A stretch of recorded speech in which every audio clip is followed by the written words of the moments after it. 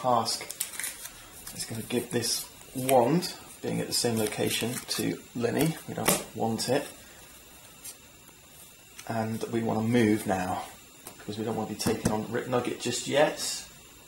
Should we go and help Valeros out here at the city gate? Yeah. And let's explore. Ooh, it's the henchman, okay. Goblin, remember, we mustn't forget to roll that 1d6 this time.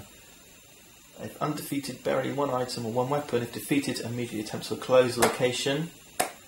And to close, we've got to summon and defeat a bandit henchman. So this is going to be tough. We've got to defeat the goblin and a bandit. Or don't close the location. But yeah, that'll be really cool. Looking sweet, looking sweet. Okay, so we've got the crossbow. What do we want? Combat 8. Reveal this card to roll dexterity or ranged plus 1d8. Harsk has. Ranged is dexterity plus 3. Dexterity is d8 plus 1. So it's d8 plus 4. Here's our plus 4.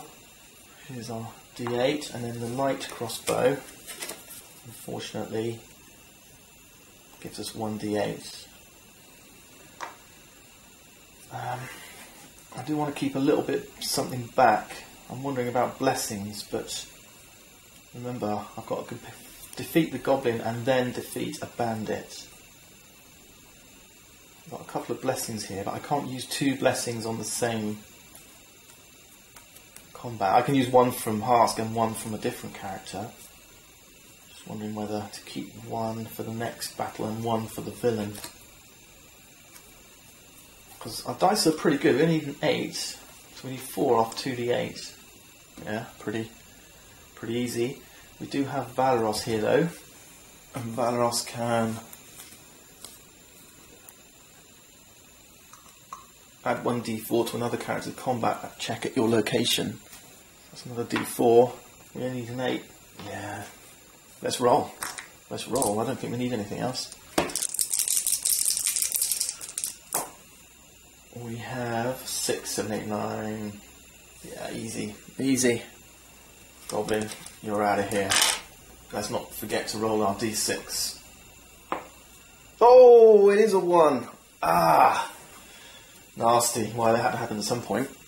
And this means defeat a monster with the goblin trait, roll a d6 on 1. Each character at our location takes 1 fire damage. That's not going to help us with the henchman.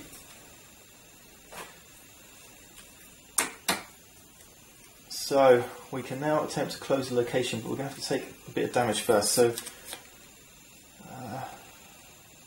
Valeros is going to have to take a wound as well. Let's just have Valeros discard the Matop, and Harsk the Amulet of Life. We're not using this card, so we can't recharge it. This is just a wound, okay? Now then, let's attempt to close this location by summoning and defeating a bandit henchman. We head to the box, grab a bandit henchman, and it's going to be a combat 8. Before the encounter, recharge a card of your choice from your hand. Okay, so we're going to have to do that. We're encountering this bandit, right? So we do have to recharge a card of our choice from our hand. I should have known, I should have known. So let's recharge the blessing. It's a shame. And now I'm going to use my bow again. So it's 2d8 plus 4. So here's my 4. My 2d8 plus Valeros' ability. I don't even think I need to use another blessing, to be honest. I only need 4 off these dice. Let's roll. Ah! That's a pretty scary roll. 3, 4, 5, 6. Plus my 4 bonus, we're okay. Phew, 10. Haha, alright. Bandit, you're out of here. We have closed the city gates. Good job, Harsk.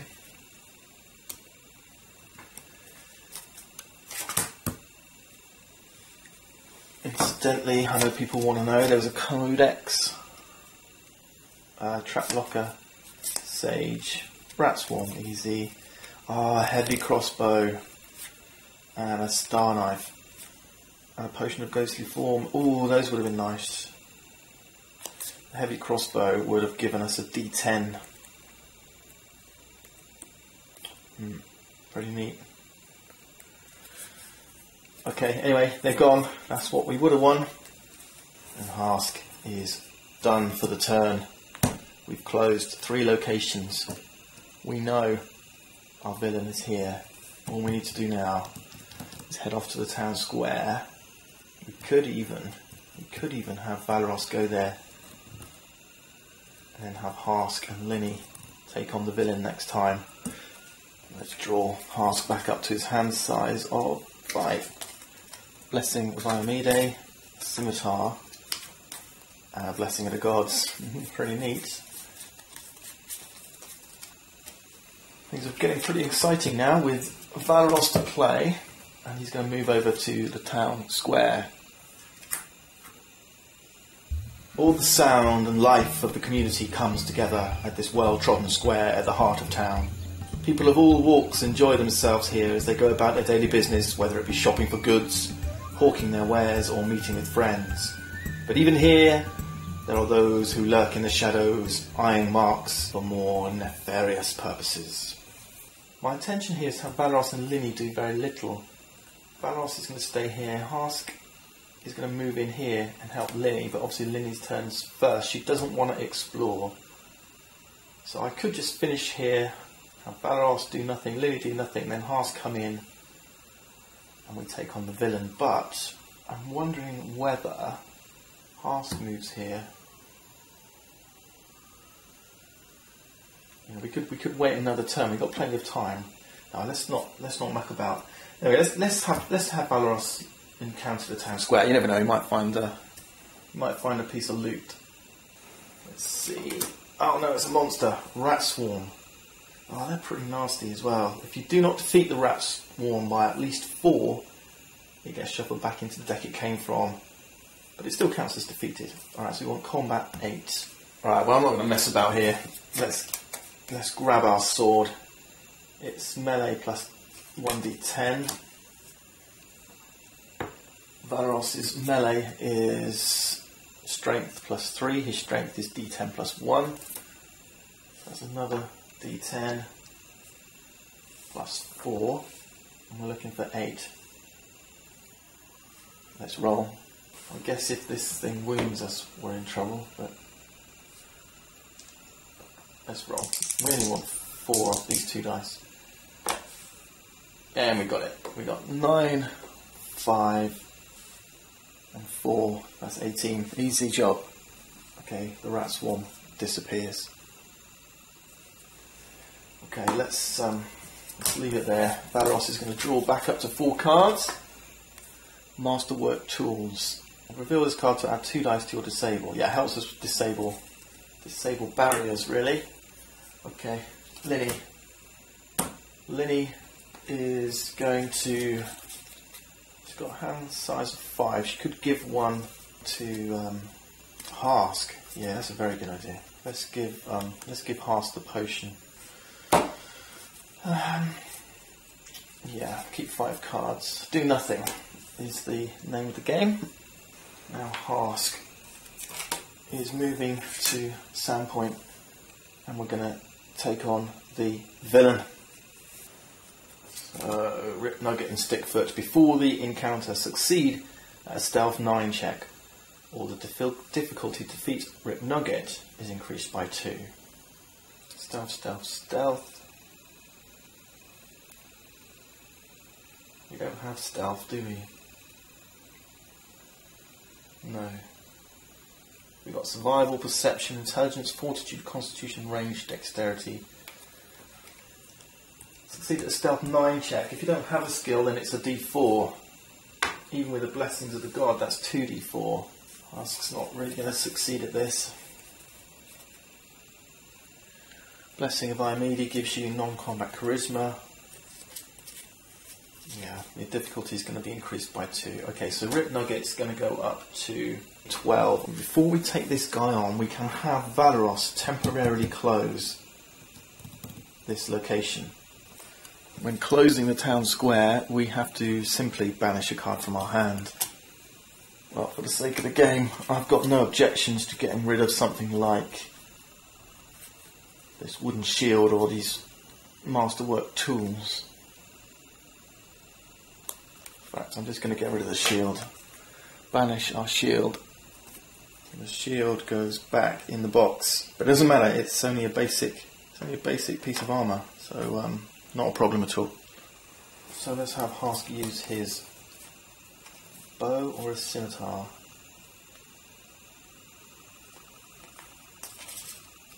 The bow gives us ranged plus 1d8. Harsk's ranged is dexterity plus 3, dexterity is a d8 plus 4. Let's compare these. The strength is d6. So a light crossbow is going to give him a d8 plus his ranged, which is a d8 plus 4. Right, 2d8 plus 4. If we chose to use the sword, the scimitar, then we're going to use our strength or melee plus 1d6. So that's 2d6. And if you aren't, you may additionally discard this to add another d6 plus 1. So that's 3d6 plus 1. Which is better, 3d6 plus 1 or 2d8 plus 4? Well, by strict mathematics, that would be 4.5, 4.5 plus 4, 9, that would be 13. This would be 3.5, 7, 10.5, 11.5. So let's go with the bow. By the time I add a blessing on top, we'll use a Blessing of the Gods. Discard this card to add 1 die to a check. That's 3d8 plus 4. We've got a strength spell from Lini, which she's going to cast. Discard this card and select a character for the rest of the turn. Add 3 to that character's checks that use his strength die. Does that make the scimitar slightly better? Possibly. Yeah, that might do it, mightn't it? Okay, let's use the scimitar. We're going to use our strength to take on Rick Nugget. Oh man, I bet you're glad you're not playing with me. Okay, we'll stick with the bow. Stick with the bow. We've got the bow, plus our ranged, plus 4, because our dexterity is plus 1 and our ranged is plus 3. Blessing of the Gods adds another die. Do we have another blessing? Yeah. Okay. Oh, I don't roll that one. Getting excited. Ready? Shots, shots, shots. Okay, that's 16. That's 20. Okay. We've done it, guys. Stickfoot's out of action. Okay, yeah, no, we only needed 9. Okay, so we've taken down the steed.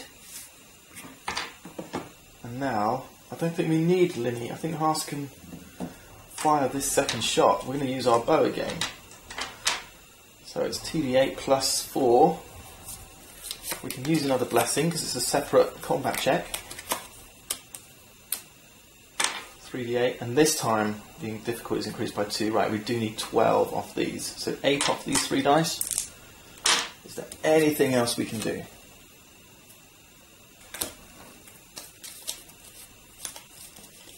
No. Okay. Let's go.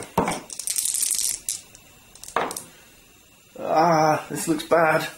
This is for the game. 4, 5, 6, 7, 8. 9, 10, 11, 12. Yes, we've done it. We've made it. Rip Nugget, you are out of here. Got big crown, got big knives, got big gems for goblin wives. Me big chief, him big gecko. Nugget, make your face a recco. What a fantastic goblin song. I'll remember Valros closed this location, so this guy's got nowhere to run to. We've made it, guys. We have defeated Rip Nugget and Stickfoot. That is the adventure concluded. All we've left for us to do now is take our spoils. Pretty good, huh? Attack of Sandpoint is done. Our reward for defeating this scenario is that each character gains a skill feat. And this means Harsk, Lini and Valros can now add another checkbox. We can tick off another one of these in this skills section. So we could give Valros some brains or a little extra strength, whatever we choose. We can't tick anything else off in powers and the card list, alright? So it's just the skills. It's a skill feat. And in addition, we get to kind of check our decks and build them back up for next time. So our hand goes in our discard pile and our deck.